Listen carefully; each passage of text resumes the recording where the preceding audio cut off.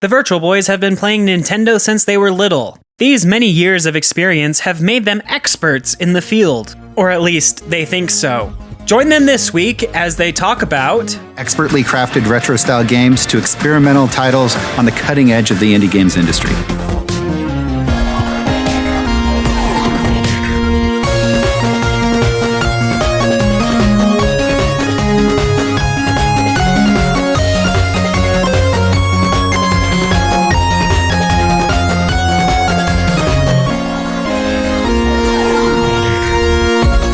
You're listening to the Virtual Boys podcast by Nintendo City.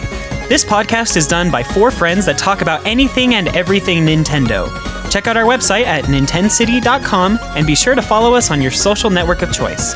Please be sure to subscribe and share us with your friends. Oh, and please enjoy our show.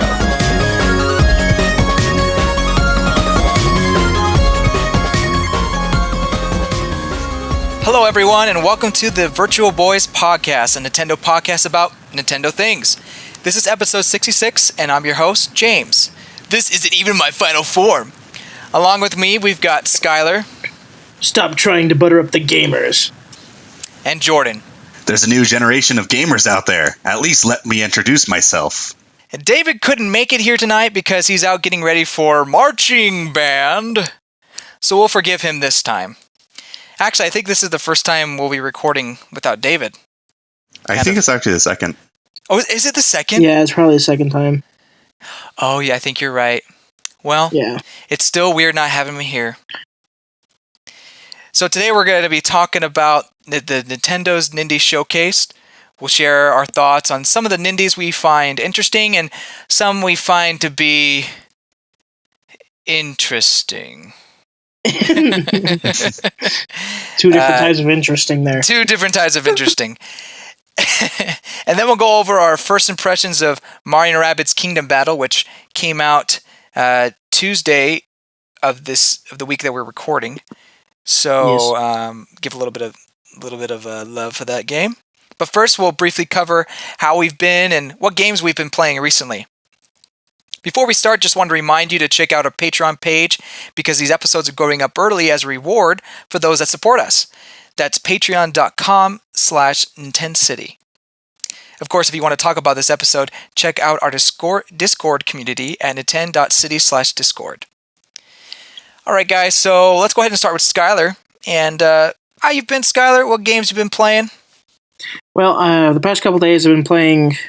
Well, I guess since yesterday I've been playing Mario and Rabbids Kingdom Battle, which is a lot of fun. And since my brother got the hat at Best Buy, he had to buy a second game, so he bought Lego City Undercover. So I've been doing a lot of two-player of that. We played, I don't know, probably 4 or 5 hours yesterday. That was a lot of fun. Nice. And this past week, oh yeah, it's a lot of fun. I didn't really understand how much fun it would be. It's been something on my radar for a while, but nothing. I mean, I wasn't going to spend $50 on it. But then I've been playing a lot of Blaster Master Zero, which, oh my gosh, man, I can't believe I haven't been playing more of this game. I've owned it for a while, but it's a lot of fun. It's like very Metroid, very old school, very awesome. I love it a lot. I had a hard time with Blaster Master on the NES. So this game's way better, or well, you know, as far as games, it's not as hard as the original Blaster Master. The original one just wrecks you. Like you run out of the power all the time, the power meter, but this one it recharges slowly over time. So even if you run out of it and need it for something, you'll still get your meter back up. So it's a little kinder. Oh yeah, it's a lot more forgiving. It's a remake of the original Blaster Master on the NES. Okay. With a little bit of story thrown in, because the original Blaster Master was confusing, and it didn't make any sense at all why you're chasing this frog through, you know. Wait, what? 8 levels of play. But this game makes a lot more sense and kind of it makes it a little bit better. Plus, so you can also play as Shantae in Shovel Knight, right? Yeah, I did see that. I got the DLC for free because I bought it so long ago, and so I have all the DLC. I beat it with all of the DLC characters now. Shovel Knight is amazing for speedruns. just because he's got the amulet, lets him run over spikes and junk. Nice. Shantae is in there. Yeah, it's awesome. Like, Shovel Knight's got so much stuff. They actually spend a lot of time with these extra characters. And they have their own sound effects from their games in there, and they have their own, like, little icons for health and stuff. It's really cool. They changed the color of the ship. Shantae is probably easy mode, just because Shantae can do so much crap. It's insane how much utility they gave her. But it's a lot of fun. So if you're a huge NES fan or haven't ever played in a Blaster Master game, this game would be a good one to start with. And if you love Metroid, you would love this game too.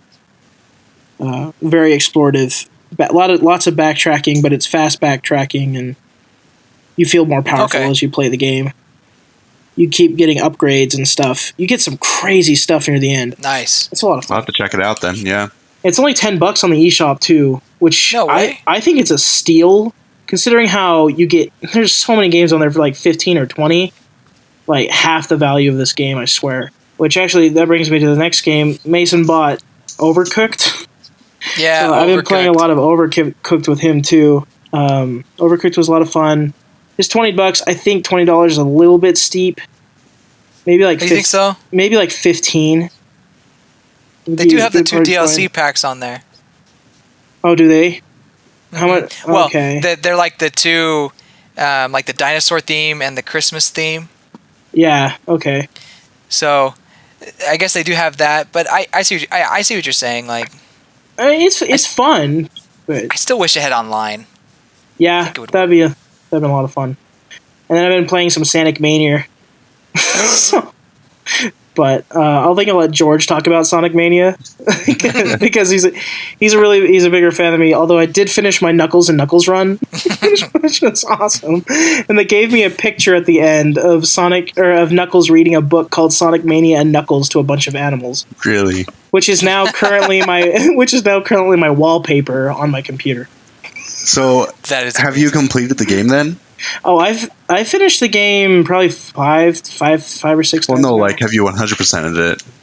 Yeah, I got everything. You got everything? Mm-hmm. All gold or just silver medal? I got some gold and some silver, but you don't need the gold to get all this stuff. You don't need the gold for anything? No. But yeah. I've gotten all the emeralds with every character combination and everything. Yeah, it sounds like you've done a lot more than I have in it. I put a lot of hours into it. I just keep playing the main quest. I don't do all the side mission stuff. Well, dude, doing Knuckles and Knuckles campaign, that photo was so funny when it popped up on my screen. I was like, oh my gosh. They are self-aware. Yeah. Oh, yeah. It's like this Knuckles and Knuckles campaign. They gave me a picture of Sonic Mania and Knuckles. It's great. But yeah, I had a lot of fun with it. Well, I've also been playing a lot of Sonic Mania. This has been kind of a dream come true game for me, so it's kind of hard to put it down. Yeah. I don't even know how many times I've played through it. I've gotten to the point, though, I've seen a lot of bugs. I want to see if there's a place I can go to start posting bugs for the developers to know. So that they can maybe start putting them in patch fixes, because I had a game-breaking bug the other day. Yeah, yikes. I had to. I don't know what to do about that. For whatever reason, my save file is corrupted, so that it's impossible to beat Chemical Plant Zone. Because when you get to the boss with the Tetris or the Puyo Puyo, right? Yeah. After you win the fight with Dr. Robotnik, it immediately kills you. Oh, it kills you. It just kills you as soon as you win the match. Even if you have no beans on your side of the screen, and his is like entirely full, it'll do the animation of it exploding or whatever, and then like Robotnik starts flying away, and then it drops you into a pit of acid, and you die. What? And it cannot. I've like reset the system. I've done all sorts of stuff. It will not advance beyond that point.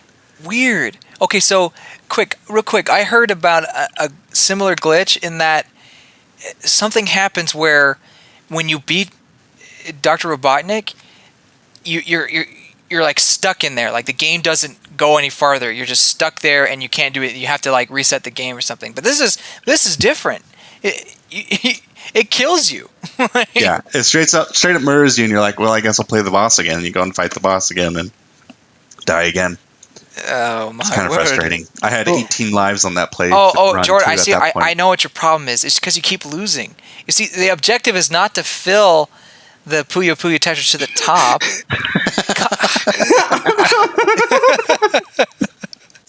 I'm kidding. At least it was Chemical Plant Zone and not. Yeah, later. Luckily it was the second level of the game instead of much later. But yeah, that's true. Yeah, so one of my save files is corrupted, which was my Sonic and Tails save file.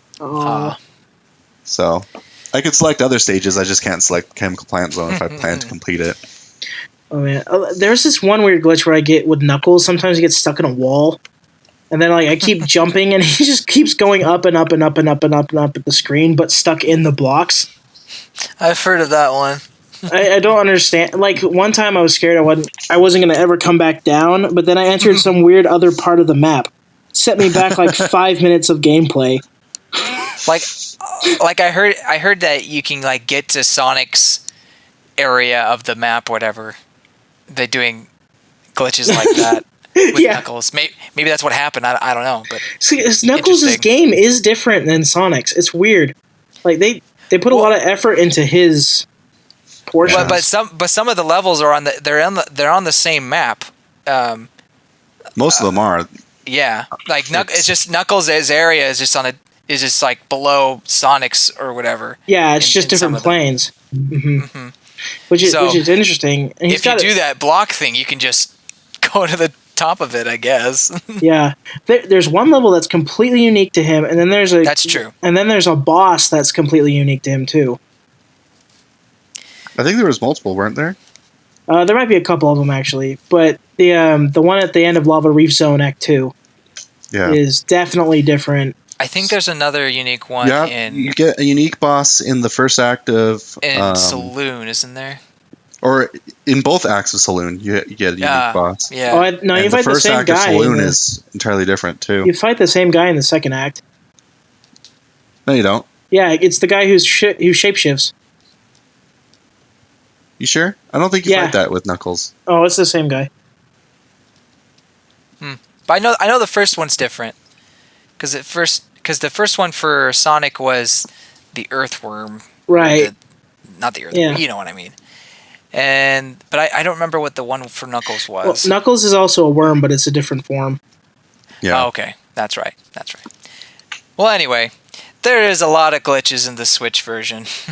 Yeah, I don't want people who haven't played the game to think that it's a bug-ridden mess, though. That's true. That's a good point. It's entirely possible to go through the game multiple times without ever seeing one. And when you do find them, usually you can reset the level and then it's fine from then on. But yeah, there have been a few that were pretty catastrophic that I've seen.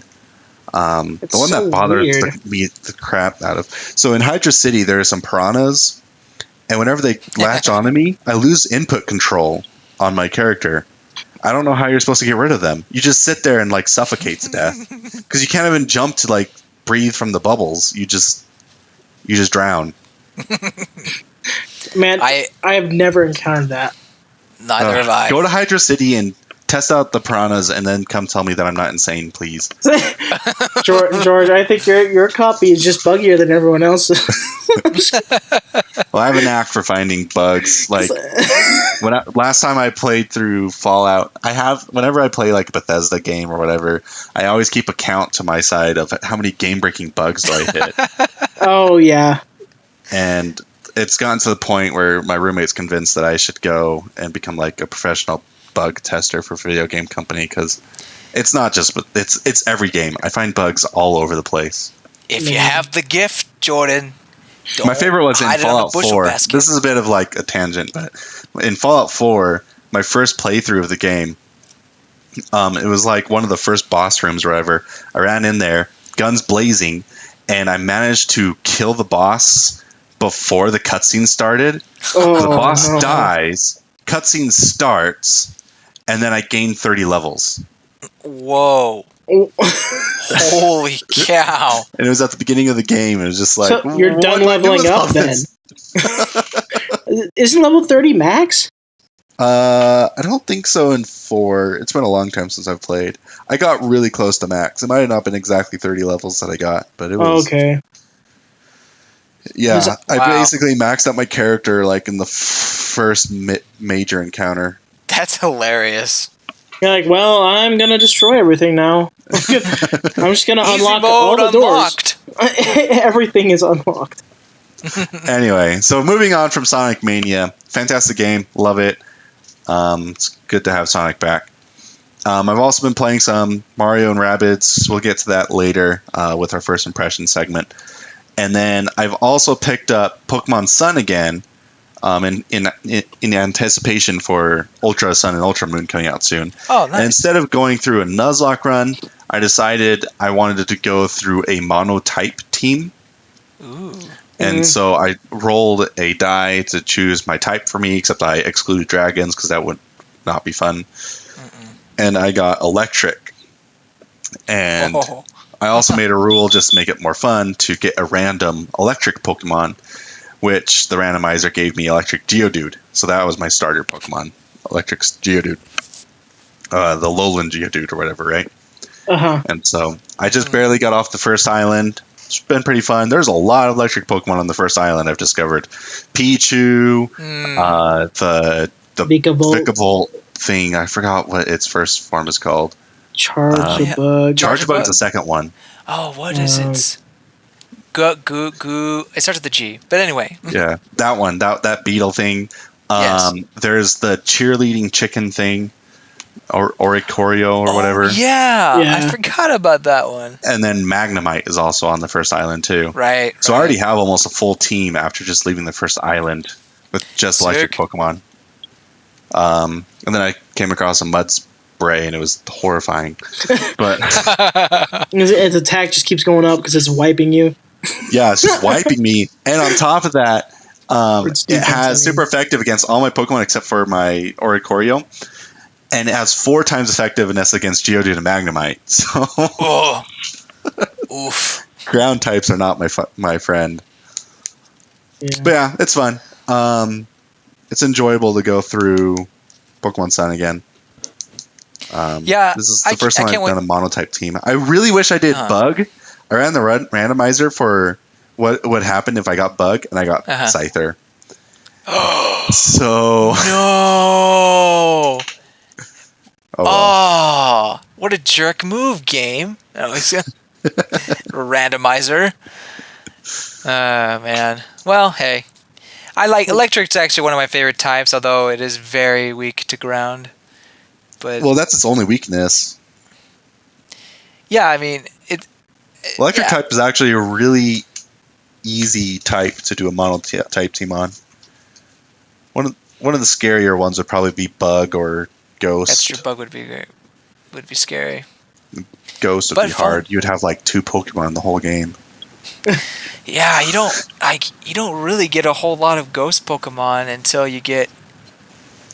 Luckily, with Sun and Moon, you get Drifloon, Ghastly, and Misdreavus on the first island. But are they in the first island? Yeah. Oh, okay. Yeah, I was trying to remember. Later, you can get one of those Mimikyus. Right, yeah. Mimikyu. That's not until like what? Third island, or is that second island? Yeah, third island. So you gotta last until then. But anyway. Yeah, I think Sun and Moon's pretty balanced for a monotype team. I think pretty much all the types are fairly. So George is going to be next Lieutenant Surge. Yep. I've decided, as I'm buying all my clothes, I have to choose the most electric-looking clothes possible. You just need to wear this army gear. Yeah, pretty army gear. Yeah. And spike your hair up yellow. Join the military, retire, pretend you have a bunch of Vietnam stories, go You're the to Lightning Japan. American. Yeah.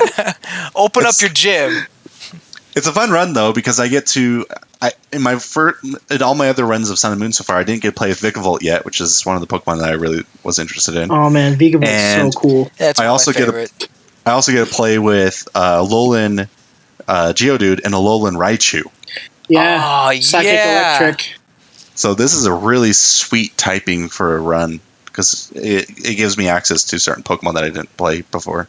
That's a good idea. If we didn't have a lot of games coming out, and if Ultra Moon, Ultra Sun wasn't coming out in November, I definitely would pick up Sun again and try one of these runs.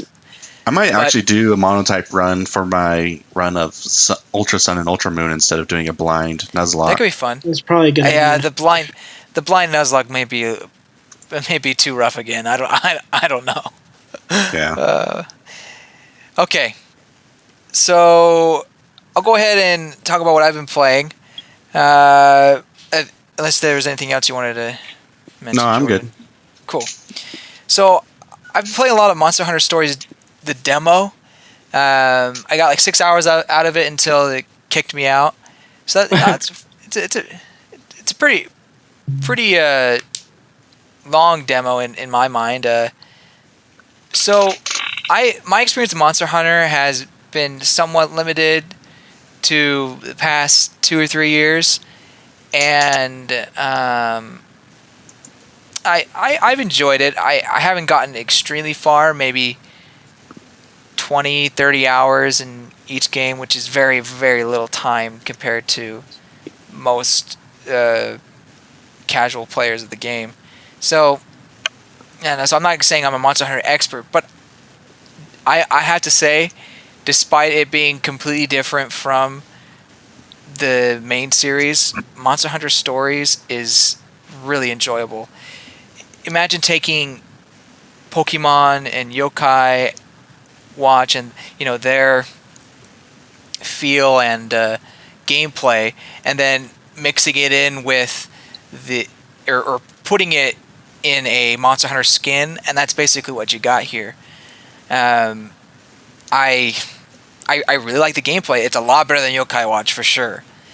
While it can be simple, there are moments where you do have to think and remember monster patterns and things like that. There's enough to make this game stand out from other JRPGs. So to me, it's a game that I'm seriously thinking about picking up. I think it comes out either this week or next week. I'm not completely positive. But I know it's towards the beginning of September, so I'll probably pick that up and try to review it, although it's an RPG game, so it may take me like a month or two to finish. My first impressions are, I like it. Do I like it better than Monster Hunter? Monster Hunter is so unique, and you don't really come across too many games similar to it in a sense, and that's where Stories kind of suffers in the fact that it is a little bit generic, but at the same time it still has enough to be its own game, its own take on the whole process. So for someone like me who likes JRPGs, I enjoy it. And then the other game is, surprise, surprise, another JRPG called I Am Setsuna. This one came out back when it was ported to the Switch when the Switch first launched, and I had my eye on it, but I wasn't sure if I wanted to pick it up or not. But I saw a discount on eShop, took advantage of it, and so now I'm playing it. There's a lot of white, a lot of snow. It reminds me a lot of my time in Hokkaido, like Hokkaido, Japan, where during the wintertime it's just blankets of snow piled high. I think it's made by one of the people who worked on Chrono Trigger, but I'm not positive. Because it definitely has a lot of callbacks to that game. Maybe I'll have to look that up later to find out more about that. But so far I enjoy it. I think I'm halfway through the game. But I like it. I think there's things they could have improved, or they could have done better, but I'm still enjoying myself, so it's not a bad game. I'm surprised that my character is not named Setsuna. Then why I am Setsuna doesn't make any sense to me. I was gonna name my character Setsuna, but okay, whatever. I guess I'm not Setsuna. So, no, I know Setsuna is a girl name, but anyway, yeah. So those are the two games I've been playing recently. But there's gonna be a lot of games coming up in the next few weeks. We mean a lot. We mean a lot. Yeah, a lot. There's a ton of games. Yeah, just September alone, we've got... You got 5 I'm going to buy. We have the new Metroid game. Mm-hmm. Rayman. There's... what was... There's the new Pokken coming out. Yeah, Pokken tournament. Pokken. Gold and Silver are releasing on the eShop. Yeah. Oh, man. Lots of stuff. And then there's some like Nindies thrown in there too. So we're gonna be really busy. Like I feel like September, October, maybe November. Well, we got Pokemon in November. Yeah. So it's just we're just because booked. September's Metroid, October is Mario, and November is Pokemon. Then I think December is Xenoblade, right? They haven't announced. I think it has. They haven't announced it, but I think it may have to be. Yeah, it's just going to be on finals weekend again. It has to be on it's finals a tradition. Weekend. It's tradition. I honestly, now I'm hoping it is on finals weekend, but because I don't have to worry about it anymore. Oh, hey! I'm sorry.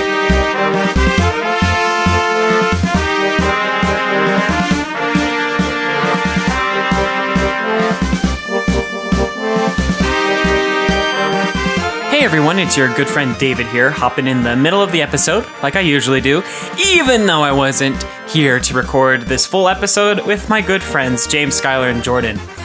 I still have the pleasure of editing this episode, so I'm going to hop in the middle here and just give you a couple of reminders. We're still not sponsored by anybody, so I won't necessarily talk about sponsors, but if you do want to help support the show, you could check us out at patreon.com/Nintensity. Any amount that you could send our way this month would be fantastic. As a reward, we give our $5 Patreon subscribers their own RSS feed to these episodes early.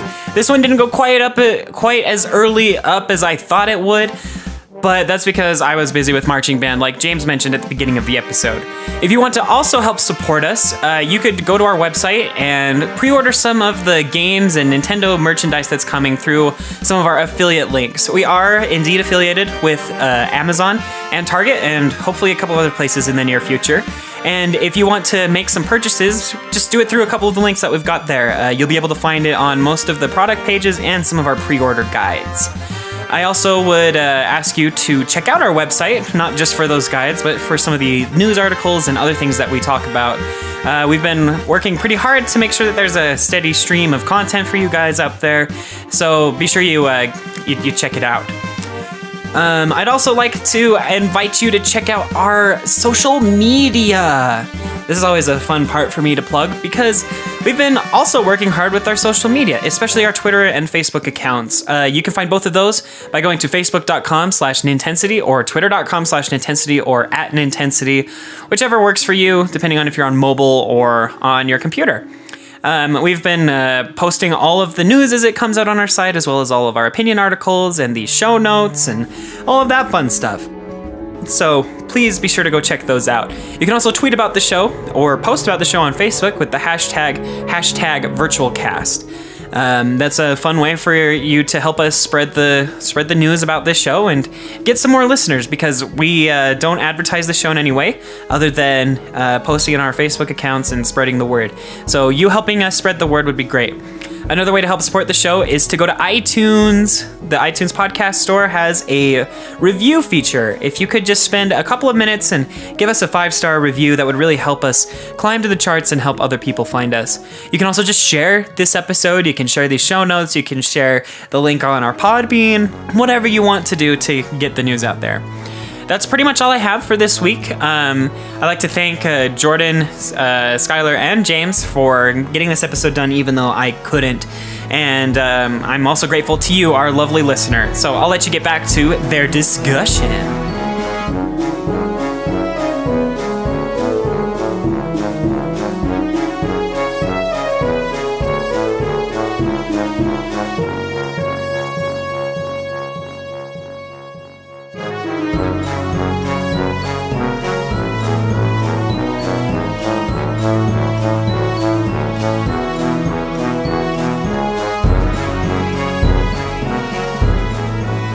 So, a lot of games coming out, and Nintendo decided to announce more today, being Wednesday.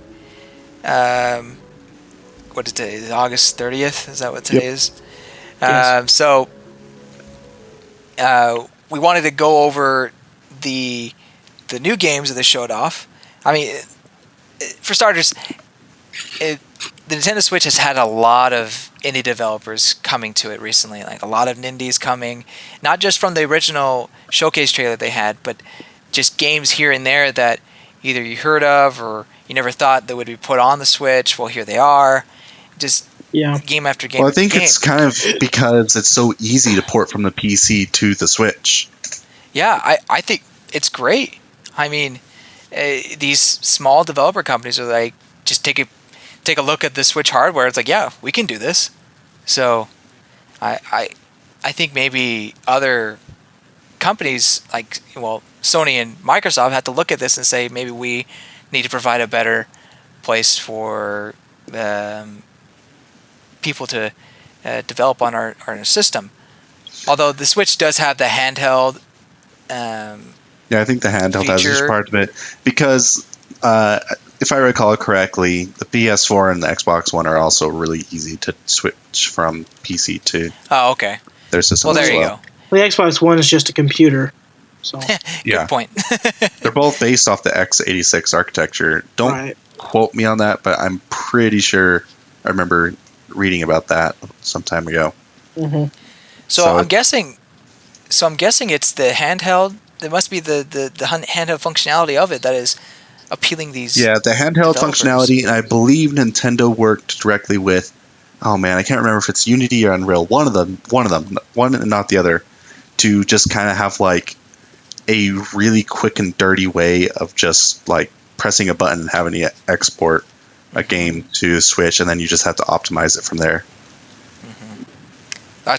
That makes life a lot easier, and it just makes them more appealing than the Wii U and the 3DS. So. Oh, definitely. The Wii U and 3DS, you had to really develop with their Nintendo's architecture in mind. Especially with dual screen kind of stuff that it work with. Okay, so today, like we said, we got another trailer showing off some new games, and we want to go over each one. Well, we'll mention each one, but then we're going to pick out the ones that left an impression on us, and we'll go from there. So here we go. I'm going to list them all. Super Meat Boy Forever. Shovel Knight King of Cards. Mom hid my game. Why? Anyway. Golf Story. Floor Kids. Wolverblade. Poly Bridge. Kentucky Route Zero TV Edition. Earth Atlantis. Next Up Hero. SteamWorld Dig 2. And just to clarify, this was already announced, but we have a date now, September 21st. Mulaka. Yona and the Celestial Elephants. Dragon March for Death. Battle Chief Brigade. Morphe's Law. Sausage Sports Club. Light Fingers, 9 Parchments. And Traffic Strikes Again, No More Heroes. Wow. That's a lot of them. This is a surprisingly good Nintendo Direct. I know. I was not expecting it to be kind of having like games like Super Meat Boy, Shovel Knight, and No More Heroes backing it up. Yeah. Those are some pretty heavy hitters. Yeah. Just kind of blew it out of the water. Count. Yeah. When I saw Shovel Knight, I was like, "Oh my gosh, my boy King Knight!" So should we start with King Knight? King Knight looks fantastic. Oh man, I'm very happy with the way they like designed the character, and he's super floaty based on like jumping on tons and tons of different objects to move around. Yeah, it looks fun. It looks amazing. He's the most Shovel Knighty of the other three so far. Yeah, they said it was like 4 new maps or something. Yeah, 4 new worlds or whatever. Yeah, right? 4 new worlds. 4 new worlds, 30 different. He has to. Yeah, he's got to like take over each different kingdom individually and like overthrow all these kings. It's so Yacht Club great. Games just continues to surprise me. I don't know where they keep coming with these ideas. They are just a fountain of ideas. My gosh, man. It's just amazing. Obviously, I haven't played it, but I mean, just looking at this, it's just it kind of makes me think they did it again. They struck gold again. They struck gold. Yeah, is with King Knight. and I'm interested to see how the card game works out too. Yeah, I don't know if it'll be any good or not, but hey, like I said, Yacht Club Games keep surprising me, so maybe they'll surprise me to get me to like this card game or whatever. I wonder if they're gonna have like a new soundtrack with this one too. I don't know. It's coming out next year. That's enough time, yeah. Yeah, it's plenty enough. There's enough time for sure. So maybe. Yeah, I was a little bit sad it was coming out next year, but if it's as amazing as the other 3 games, I don't care. Yeah. Yeah. Me too. This looks amazing. It's definitely one of the games I'm most anticipated for next year already. Oh man, Yacht So Club makes me so happy. I know, right? We got another big surprise from here. Super Meat Boy Forever. Now, Super Meat Boy was already announced for the Switch. Well, it wasn't really announced. One. What they did. Did they announce the first one? I don't think they did. The first one's coming to Switch. It is? Yeah. Yeah, I'm pretty sure they confirmed it, didn't they? Because they showed a picture of Meat Boy on the Switch, and so people thought it was going to be on the Switch, and it might just be this instead. Let me double check. Yeah, double check that real quick. I do remember seeing that tweet where they just showed the they showed the Switch and had a picture of Meat Boy on it. It's like, well, everyone else is doing it, and because all these indie developers were doing the same picture of their games. But maybe they never clarified with the first one. But I thought they did, but I could be wrong. Yeah, I thought they had too, but I'm not seeing it. So hey, maybe they were just trying to tease this, which totally fine by me. Instead of a port of the original one, we get a whole completely new one. Great. Well, it's fine with me. I already own not original. Super like Meat Boy. But anyway, yeah. Yeah, it looks like the original Super Meat Boy is still coming out for Switch. So yeah, we're getting two Meat Boys. Sweet. Which, if you haven't played these games yet, the first one. Yeah, at least Super Meat Boy, the original, you should play it for sure. Yeah, I am so stoked for this. It was a pleasant surprise. Meat Boy Forever was announced a few years ago, but now we know it's coming to Switch, and it's coming out first on Switch, I believe. Yeah, that's ridiculous. Which, especially after the whole debacle with Nintendo and the original Super Meat Boy. Yes, even just like the debacle with Nintendo and Edmund McMullen in general. So with the first Meat Boy, it was planned to be on the Wii. But the Wii had a memory limit of how large you can make downloadable games, and I think it was like 50 megabytes or something. It's something really small.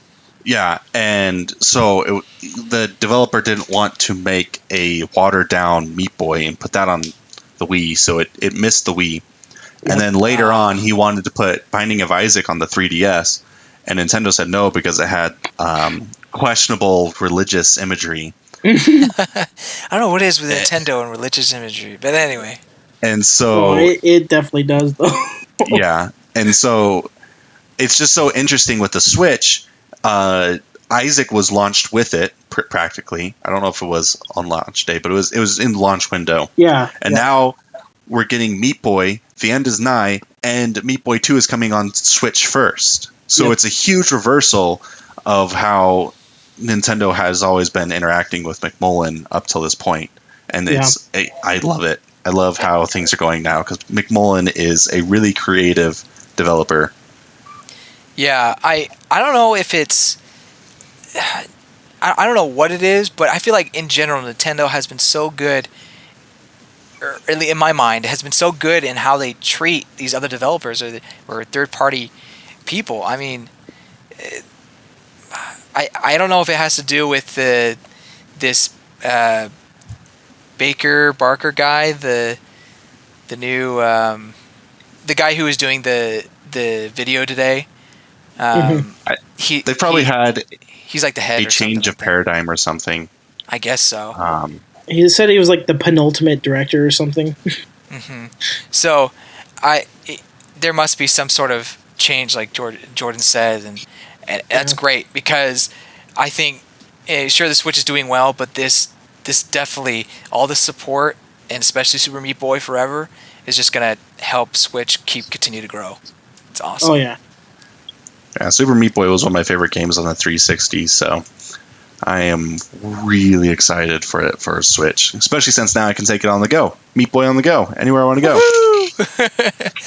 Meat Boy on the train. Meat Boy on the toilet. Meat Boy in the kitchen eating a sandwich. Meat Boy in the buzzsaw. Oh wait. Okay, so next up we have Earth Atlantis. Jordan said this one caught his eye. This one caught my eye. I like shmups. It's a shmup. It looks fun. Mostly the art style was what really caught my eye because it's kind of, it looks like sort of like a Game Boy game? Not a Game Boy game so much, but... Really? I think it looks like a Game Boy game. It doesn't look like a Game Boy. Not in my mind. Nah. Like it's not like bits or anything. It's drawn.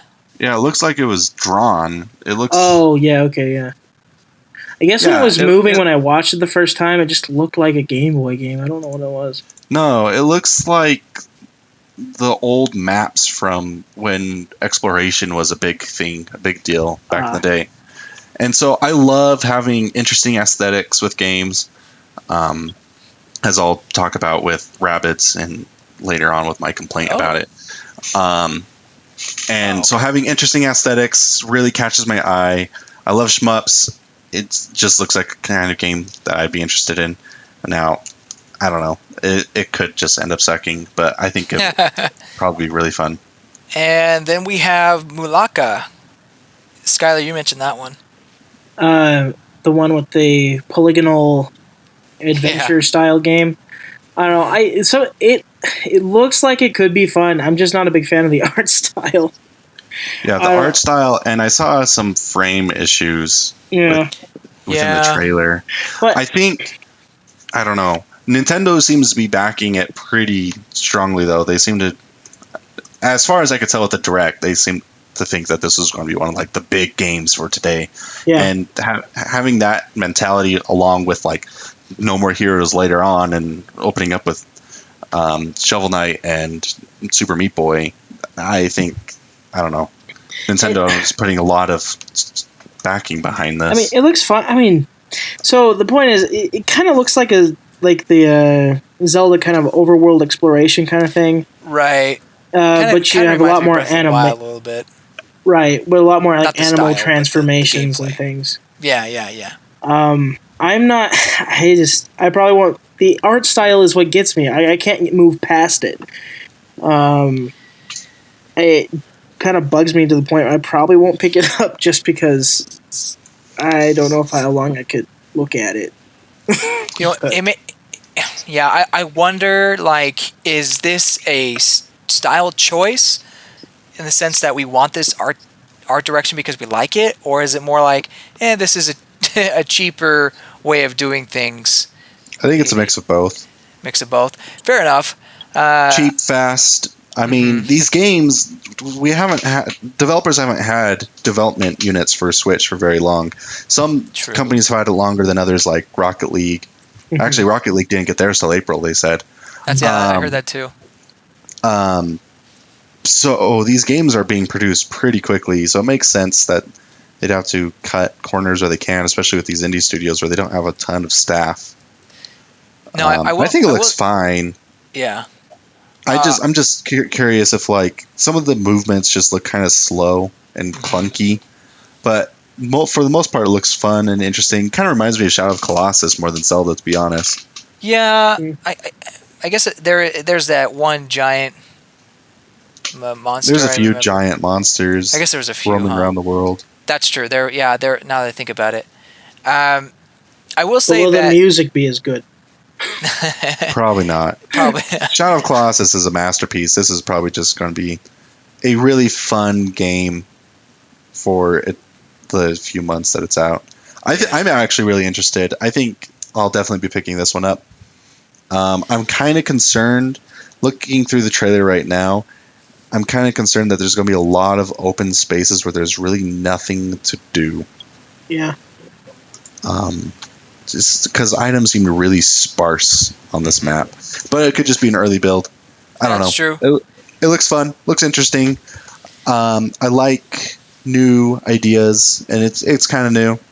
It's kind of Shadow of Colossus, kind of Zelda, kind of new. I will say that this is not exclusive to the Switch, and while there will be some Switch exclusive things they've said, it's coming to multiple platforms, I guess. So Switch exclusive I don't know things, including portability. Yeah. Portability, what?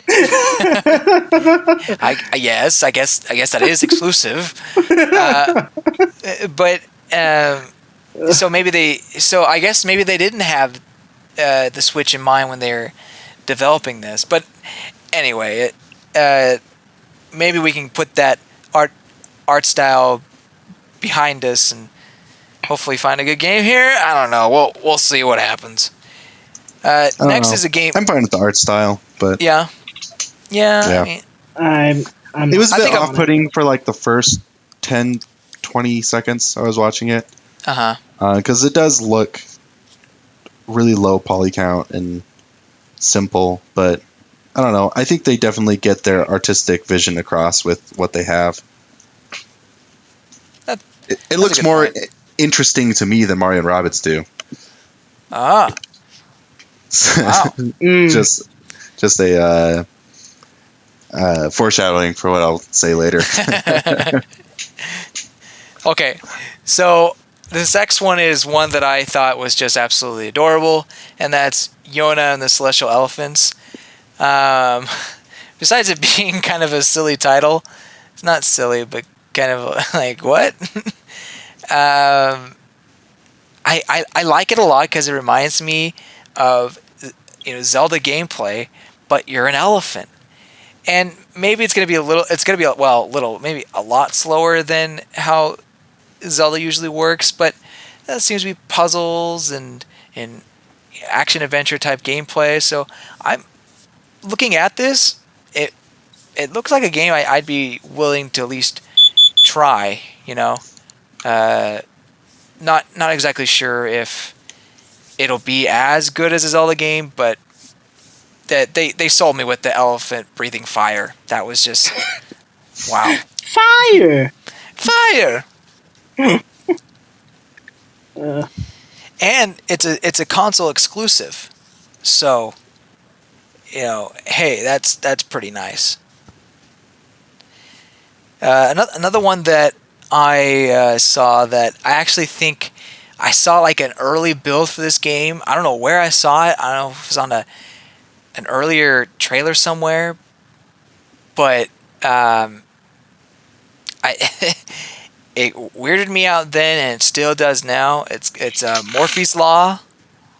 You can shoot their butt and gain mass. So basically, instead of killing people, when you shoot them, they shrink and you grow. And depending on the body part you shoot is the body part that you grow. So if you shoot their head, your head grows. And then that overall growth goes to your team colossal titan thing. And whoever has the bigger titan in the end is victorious. So Attack on Titans happened because of you. Because of the people playing Morphe's Law. I think it's an interesting idea. I don't know if it really should have left the prototype stage of development, though. Yeah, it's a interesting concept. I feel like it could maybe it should have been fleshed out more. I don't know how they would have done that, but oddly enough, I feel like giving it a chance, because in theory it's kind of like Splatoon. Now hear me out. Okay. Instead of shooting people and going for the kill, you're trying to rack up points technically, just like in Splatoon, right? Yeah. At least with Turf War. So I guess it has that similar appeal. Then again, it's kind of odd seeing someone with a really big butt and a really tiny head. I don't know. It's like hard to take it serious. Aim for the Maybe butt. I'll be laughing too hard. But isn't that a sign that I'm having fun? I don't know. Yeah. People are just butt shot. Butt shot. My main concern, once again, the map looks really empty and uninteresting with a lot of tight corners. Yep. Apparently, the only robots left on the planet are from Mexico. So that's yeah. nice. Well, that's kind of fun. I do like the idea or that art choice. Yeah.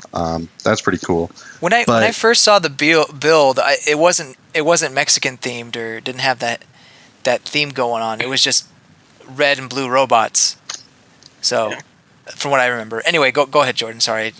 I'm just concerned that it's going to be kind of empty. It'll be fun for like the first week, and then everyone will have had their fill, and then leave the servers, and then it'll just be kind of dead. Yeah, that could. Because it's kind of filling in the same space as Splatoon and Overwatch, and people who kind of want those games kind of already have that kind of game. Mm-hmm. I don't know. It's good to have variety too, but these are games that really depend on the amount of people playing them. Yeah, so, true. I don't know. True. I could be worrying over nothing. Well, we'll see. I'm not sure when Murphy's Law's coming. It's coming this winter. And apparently it's exclusive to the Switch on console, so we shall see, at least when it launches. Right. It'd probably be good if they were to also get it on other platforms and enable crossplay so that... Crossplay would be nice for this. Yeah. Okay. Next up, I actually want to talk about really briefly Floor Kids. This is a game that it just kind of appeals to me because I like the art style, and I was really kind of feeling the music, oddly enough. And so it's this rhythm game where you're breakdancing. Your character is breakdancing as you go, and so you could do different kinds of moves. I'm not sure if it's a button mashing thing or if there's actually rhythm strategy that you have to apply to this. I would hope so with it being a rhythm game, but then again, I'm not positive. They didn't show how the button was working, but oddly enough, I was intrigued. So. Mainly because I've always wanted to breakdance myself, but I cannot. I have the dancing skills of a potato, so it is unwise for me to try. But maybe I can finally live my dream through this game. And then last off, for what we had was impressionable, is obviously Travis Strikes Again. No More Heroes. Who would have thought that this would be? I obviously had been kind of Nintendo exclusive before, but I never would think we would have a Switch exclusive No More Heroes game. Like again, I get right. I figured it would be multi-platform. You know, at least on I don't know. PlayStation. He's kind of made his identity as a Nintendo-esque character with the Wii era. True, yeah, with the Wii era, he was definitely. The games definitely came out first on the Wii. They're known for their Wii versions. I think they were later ported to other systems. I could be wrong about that, though. I thought they were too, but again. Yeah, but it was like years later. It wasn't. It wasn't a few months later. It was years after the games were out, or at least the first one is out that they got ported over.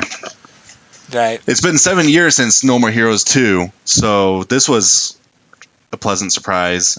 Pseudo 51 did kind of hint that Travis might come back to the Switch, back in the Switch presentation last January. Didn't they like show a picture of Travis or something like that? Yeah. And so it was a big hint that Travis was coming. And so it still kind of came out of left field because who really considers Grasshopper as an indie developer? I didn't before now. I definitely don't. I'll be honest, I didn't. They've published so many games on so many platforms. And they're so highly regarded for making really interesting games. I don't know if they're really indies, but the reason why they got into this, I believe, is because they're co-developing this game with, I believe, 6 other indie studios. And so this game itself is not No More Heroes 3. It's kind of a spin-off in the No More Heroes universe, where Travis and Batgirl's dad get sucked into this video game console, and they have to play through 6 different games, each one made by different indie developers, and beat the subsequent boss for that game. And so it looks like one of those 6 games is going to be Hotline Miami, or at least heavily inspired by Hotline Miami. Because that's the game he's playing in the trailer? Yeah. And I believe they said that in the actual direct thing too. But yeah, so that's why it was here, not because Grasshopper Studios is an indie developer, but because it's a collaboration of indie games under the umbrella of No More Heroes. But you know what? I feel like this fits so much. Like, this is like kind of out of left field kind of a thing that Grasshopper would do with No More Heroes. In my mind, at least. I would still love a No More Heroes 3. Hopefully one of these 6 games is very classic to No More Heroes style. I wouldn't be surprised if it's not. None of them are. But please, Nintendo, if this game kicks off or whatever and shows that people have interest still in this series, give No More Heroes the same treatment you gave Bayonetta a few years ago. Oh my gosh, yes. And let's get another No More Heroes exclusive for the Switch. No More Heroes 3. I would love that. I would go absolutely nuts. Travis is basically, or was, it felt like the Nintendo Deadpool, basically. Yeah. That's what he feels like. Well, it's only a matter of time before he's on before he's in Smash, right? If this game is a hit and they do bring 3, then he's in Smash. I don't think that's going to happen. Although an interesting come on. Pseudo, the guy who is the director of No More Heroes, and also the writer, he was credited in Smash Bros. Brawl. Really? Yeah, it was a special thanks in Smash Bros. Brawl. People think that he helped with Subspace Emissary, but he has had a hand in previous Smash Bros. Games. Come on, man. Get Travis in there. Throw him a bone, Sakurai. I would love Travis in there. It would be fun to get a Deadpool-esque character in Smash Bros. Either him or Hades from Kid Icarus. But Hades would be fun, too. Okay. So, any other thoughts about Travis Strikes Again? It looks... I don't know. I need to see gameplay. I do too. Really stoked. I'm kind of upset with the actual trailer because they did not do their sound mixing well. You have to really, really try to listen to what the characters are saying because their music is too dang loud. At least in the very beginning, I couldn't understand a word he was saying in the car. Yeah, it's just get your sound mixing right, guys, please. Don't make this Sonic Adventure 2. I'll make you eat those words. What? I can't hear you, Sonic. What are you saying? Oh, at least your subtitles. Okay, we're good. Okay, I can read. Oh, no, they're backwards. Okay, anyway. So those are the games that we found the most interesting. Who knows if we'll play them all, but hey, more options is good, right? I think I'm going to actually play most of these. Yeah, I'll definitely pick up a lot of them. There were a few games missing from this showcase that we want to quickly mention. Well, there was no sign of Yooka-Laylee, Hollow Knight, Axiom Verge, or Rocket League. Now, Rocket League, we did hear about them having Nintendo-based cars, the Mario, Luigi, and Samus ones. Mm-hmm. So I think they're still on track for a holiday release, but it would have been nice to hear a date from them. Axiom Verge, the big title. Really haven't seen anything from Nintendo about it coming to Switch.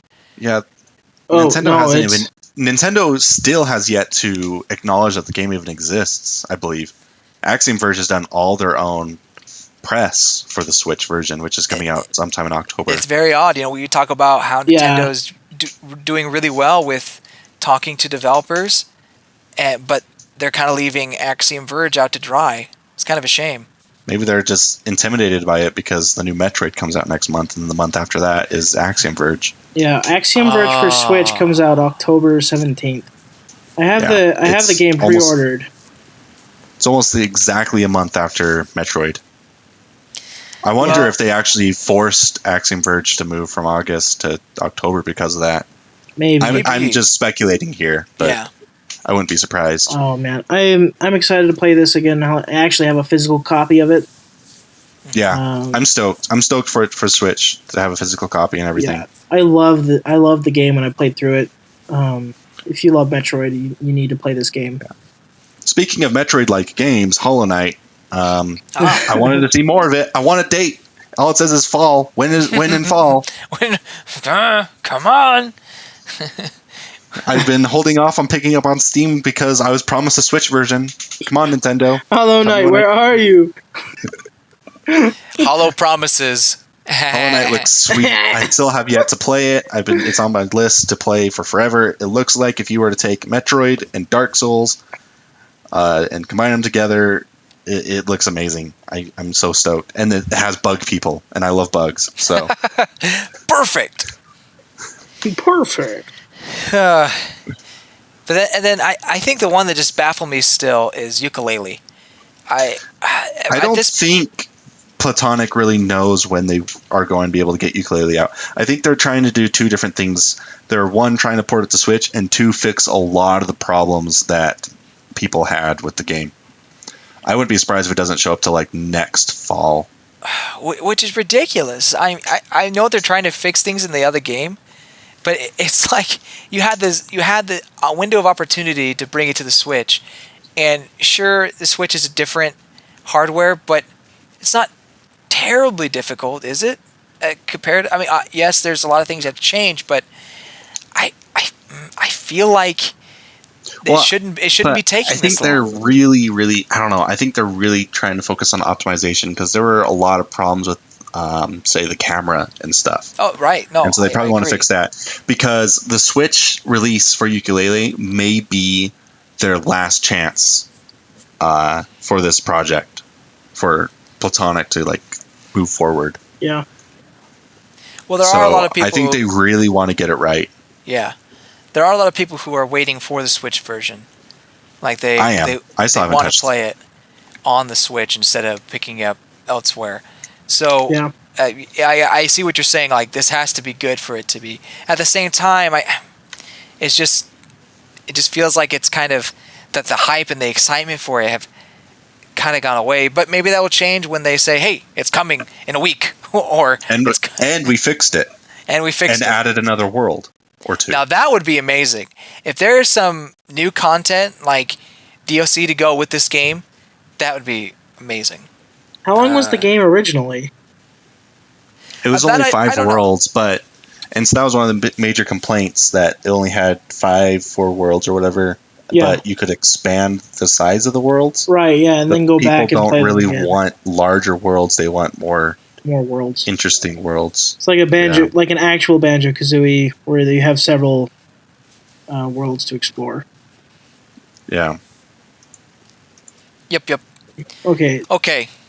The game looks like it's about 22 to 25 hours. There's other issues, I think, like having the world a little too empty. Yeah. But I don't know. Like the casino level.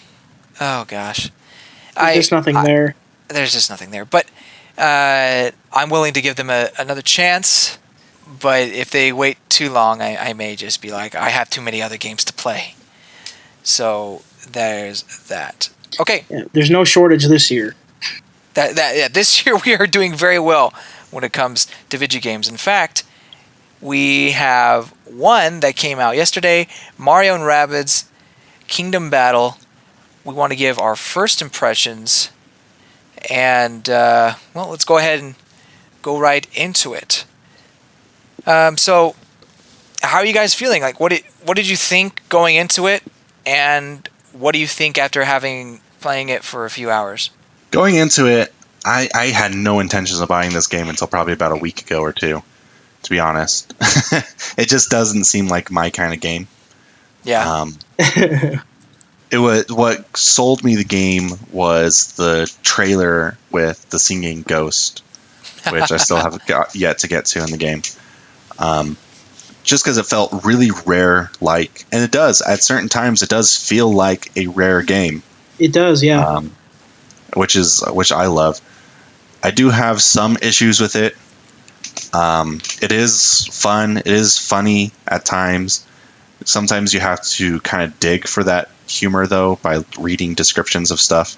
I'm surprised that Nintendo is fine with Mario running around with a Hell in a Shell gun. Dude, some of the item descriptions are so funny. There was one I unlocked. It's called the Tesla Blorb. Uh-huh. And it's like, Tesla invented this blorb himself, but don't let Thomas Edison know or he'll steal it. and sell it to the public or something. It was so funny. I read that like, man, that's pretty deep stuff. But why is there a Thomas Edison joke in my Mario game? But oh my gosh, it's so weird. This game is such a weird crossover, but I really enjoy it. Going into it, I only watched the trailers, the first and the second one. I didn't see anything else. Didn't see the intro, nothing. And then I played this game and just like, I am so confused about the plot. But it's a lot of fun. I made my way to the Ghost World now. Oh, okay. Nice. I finished the first couple of places, went back and collected all the stuff. I really enjoy the gameplay. I think the RPG stuff is fun. Yeah, I was kind of surprised with the RPG stuff because at the beginning of the game, it felt like all the characters were going to be the same and there wasn't going to be a whole lot of options or all that stuff. Right. And then they started introducing different stats based on different characters. Yes. And then they added in the skill tree. I wish a lot of this stuff was at the beginning. I understand why they didn't, so that you're not overwhelmed by just kind of how deep this kind of gets. I mean, it doesn't get as deep as stuff like XCOM. Yeah. But it still is a lot more intricate in design than I thought going in. It just kind of made the first half of the first world kind of slow. Yeah. I mean, that's tutorials and RPGs for you. That's how it always is. They're always slow at the beginning. They pick up. I'm at the point where I have to start thinking about who I bring into battles. Yeah, surprisingly, I found that my Rabbid Luigi is a better healer than my Rabbid Peach. Just with with Vamp. Yeah, with Vamp, because now I have him set so that he can slide into 2 enemies or whatever. Yep, yeah. and then you have everyone hit them, and they just regain HP like crazy.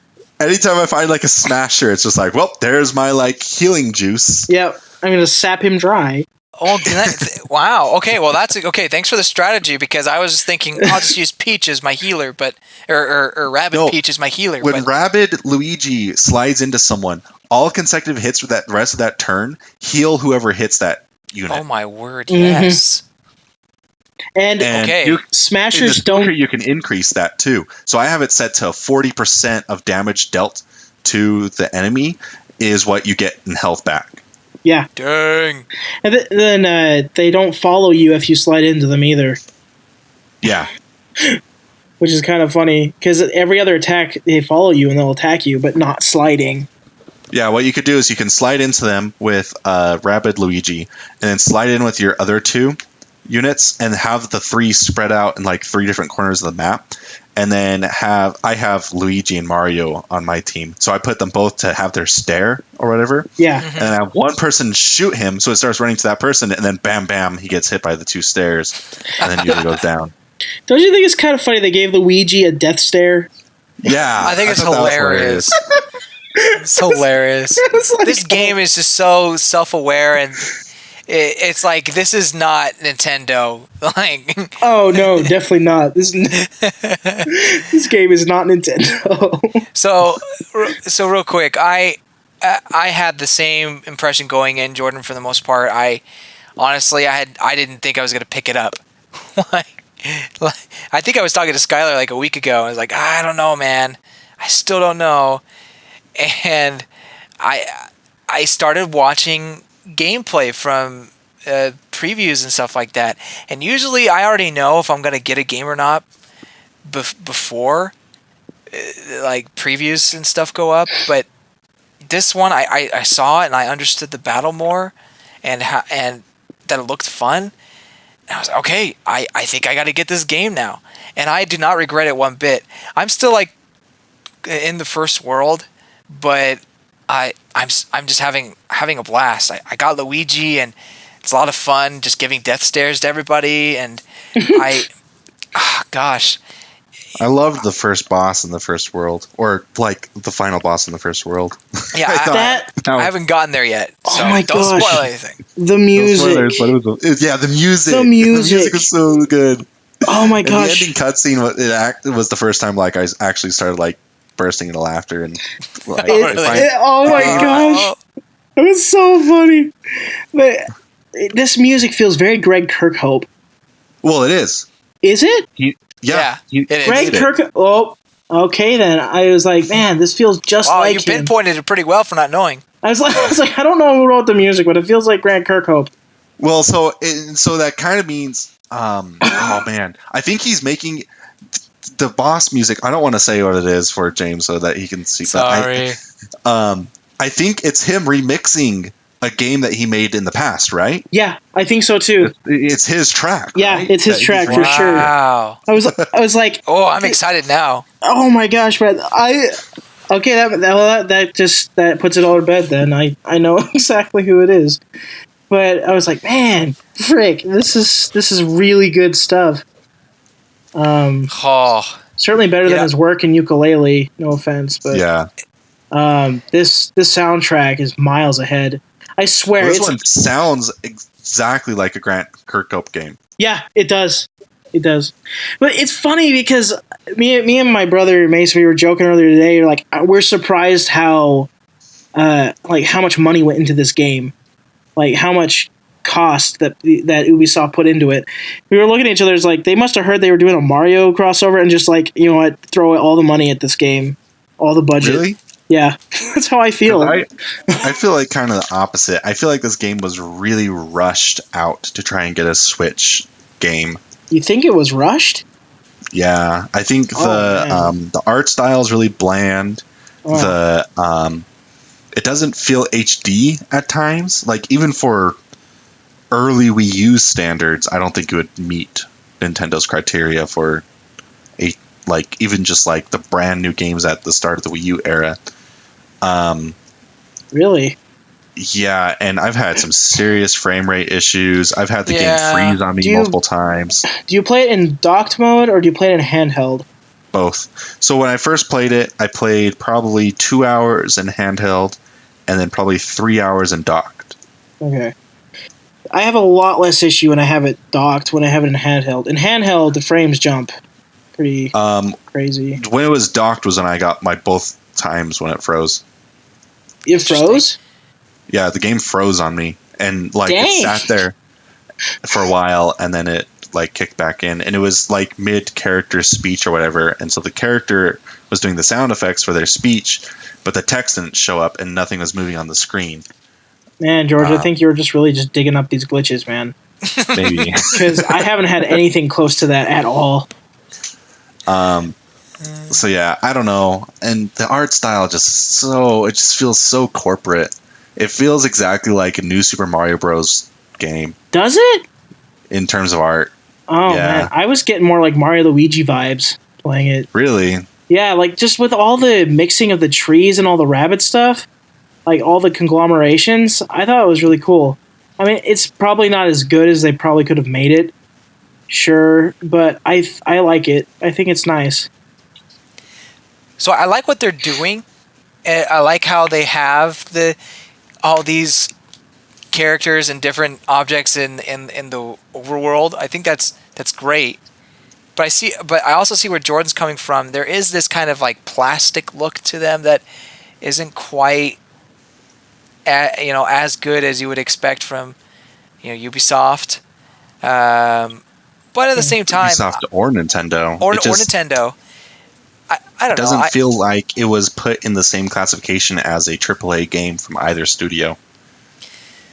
Yeah, and I've been experiencing. To be fair, this game was taking a lot of risks in the mere existence of its concept. Yeah. But for reals, I mean, this game could have easily flopped if no one understood what it was, or if the gameplay was just terrible. I mean, there was no guarantee they were going to have a good game by just merely putting Mario characters and Rabbids together. So look at Mario and Sonic at the Olympic Games. Mario and Sonic Olympic Games is really successful. Yeah, I mean, sure, it's successful, but it's really polished shovelware, in my opinion. Yeah, most of those games are just waggle fests. Rabbids actually feels like a game. Yeah, it feels like a real game made for gamers, and it definitely shows that the creators of this game are Mario fans. Right. Yeah. They know their stuff. It's not just like Nintendo commissioned to some random team out there to make a Mario game. Like, these guys clearly are Mario fans with like throwing in Easter eggs like Luigi's death stare, which has never been a real thing in Mario. It's only been with like fans. Right. Well, and that's the thing in my mind is that you take Mario and Sonic. Those honestly, like, they kind of fit. I mean, two different styles in a sense, but they fit together. Mario and Rabbids, on the other hand, until now you would like never think they would be put together. So I can see why Mario and Sonic would sell merely on the names itself, even though it is shovelware. But if you have Mario and Rabbids and it was just shovelware, just a bunch of like party games, I guess, it would not be doing as well as it is, or at least review wise. No, I probably wouldn't have bought it. Right, exactly. So that's why this is so astounding that they went and made a good game out of this is a really solid title. It's surprising. Now, I can't give it a review yet, but so we'll give the review next time, probably, if we get through the game. But I want to. One disappointment. I wanted to see Wario in the game making Rabbids, but why isn't Wario and Luigi in here? This is like the perfect place for Wario and Luigi. I don't know, but drop Bowser, make Wario and Waluigi be the villains. Yeah, with Wario and Waluigi Rabbids. Yeah, and they call DLC, just call them waiting to do that. Just call them Rabbids. Wow, man. If there was ever a time for Waluigi to make his appearance outside of a sports game, now is the time. Yeah, it is. It really is. Yep. Also, on that note, it's kind of interesting that this game, it feels like it's in canon for the Rabbids universe, but non-canon for the Mario universe. I agree. It almost feels like that when the accident happened with the washing machine or their time machine or whatever they call it, it almost like created this pseudo Mario universe out of like the things in the inventor's room. Yeah, that's what I got out of it too. Definitely. Yeah. So just like George was saying, it's not canon for Mario. It's definitely canon for Rabbids. Which is a very Rabbid thing to do if you think about it. Oh yeah, extremely Rabbid thing to do. I just love how they just pop into the room and they're just like, okay, guys, let's just mess everything up. Let's go. The intro was like, okay, great, scientist, whatever. Oh, Rabbids. There we go. All right. There we go. Plot. Yeah, wonderful plot. I'm still confused. I know it's a little early to say, but honestly, I wouldn't mind them making a sequel somewhere down the line to this, because it's been that fun so far. But it's been fun. I don't know if I would want a sequel. Once again, we have to beat the game first. This is just that's first true. impression. I know. I am speaking a little too early. I think a lot of the fun of the game is the obscurity of its existence, and that kind of goes away with a sequel. Yeah. No, there I see are what definitely you're a lot saying. of things that they could expand on, though, to make things interesting. One, bring in Wario and Waluigi. Right. And in general, we'll add more Mario stuff in it. Like, one of my big complaints is in the first world, there are 3 basic enemy types and a boss and a mini-boss. Of all those, only the mini-boss is technically a Mario enemy. Yes, true. Of all I wanted to have, like, Goombas and Koopas and Boos. Maybe that's in later worlds, but I'm halfway through the second world and I'm still not seeing that. It's all just rabbits with guns running around. It's just basically the same rabbits over and over again. Yeah, I think there are boos, if I remember right. But I don't know about boos do Koopas show and up. Goopas. But are they enemies, or are they just like chain chomps where they're more of just like an environmental hazard? Yeah, they're a hazard. Yeah, that's what I was afraid of. That's an issue. So yeah, maybe we can have more of that in like a sequel or something. Anyway, like, obviously it's too early for me to say, but I think it could work. Yeah, we'll see. Mario and Rabbids, Wario Strikes. I think or something. it's sold better than what Nintendo and Ubisoft were expecting. Oh yeah. Because I went to Best Buy the day of. It was impossible to find the game. I got the last copy. Really? Yeah. Wow.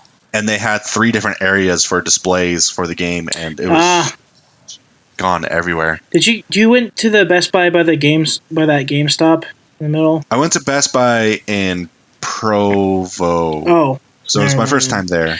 Oh, yeah, never mind Usually in then. Salt Lake area. Because we got ours in Draper, Sandy. Okay. No, this was in Provo. So maybe Provo just doesn't stock up as much as Salt Lake would, but yeah, which is weird because it's a college town. Yeah. Yeah, I don't know. I know my Best Buy, like, they're like, what game? What? You want? You were into game? Yeah. And is it? Yeah, I want the hat that comes with it. Oh, you're one of those weirdos, I didn't get the hat. aren't you? What was that all about? So So if you bought a promotion Switch, if you bought another Switch game or a rabbit statue, you can get a free hat. It's a pretty legit hat. I like it. It's like an actual baseball cap, like Mario hat, with bunny ears on top. Yeah. They're also selling them individually for $20. Wait, you can buy them individually for $20? Yeah. It's cheaper than Why buying the heck another did I game do with it. that? But you got Cave Story.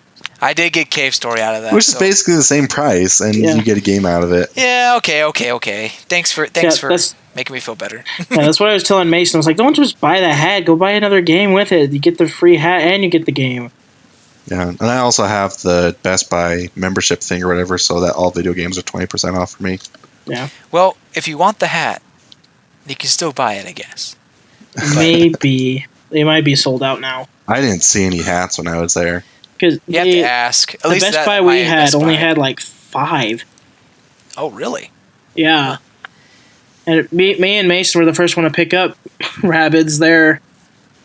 Because the store I think barely I found opened. like a gold mine for my Best Buy, because I found Yellow Joy-Con, all these amiibo, like rare ones. I was like, does no one come here? Maybe the East Coast, there's just not as many Nintendo fans. I guess. Like, West. there's all these Zelda amiibos here and Smash. Really? Yeah. It's Hey, I found a impossible to find Samus amiibos out amiibo. here. Do you want one? Wait, yes? I probably can I get actually it. do. Yeah. If you can grab it's the Smash Bros one, right? Yeah. Not Zero Suit, the one Not in Zero the Suit. armor. It's yeah. Yeah, I would Varia like that. suit. I would like that. Okay. That's so crazy. I'll try to go back to Best Buy and pick it up. Okay, cool. Hopefully it's not. Hopefully it's still there, but it didn't look like it was going anywhere. Well, anyway, So that's our impressions on Mario and Rabbids and Best Buy. Apparently, no, I'm kidding. No, Mario and Rabbids. Look for our review. Hopefully next week. We'll see. But so far, so good. If the story edition includes Wobbids, I will buy it. Yeah. Maybe that's what. But you have to buy it as a season pass. Yep, it's $20 season pass. Yeah, you get 3 weapons, extra missions, and then it's expanded story. Did you guys get the pixel weapons? Yeah, I haven't yet. I would get with them my now. game. I would get them now because they'll be outclassed by the time you hit like this halfway through the second world. Oh, yeah. really? Oh, okay. They're the best that weapons makes you have sense. for a while, though. Yeah. Okay. All right. Go pick. If you haven't picked up Mario and Rabbids, pick it up now. See for yourself. Otherwise, you can wait for our review in the coming weeks. Yeah. Okay. Looks like we'll go ahead and end the podcast there. I'd just like to thank you, everyone, for listening and to this episode. Your support means a ton to us. We also like to give a shout out to Skylar. He makes all of our music for this, if you didn't know. And he is a wonderful music writer, and he wants to do video game music writing for the future. He actually has a few jobs right now where he's doing that, or at least one job where he's doing it. It's pretty cool.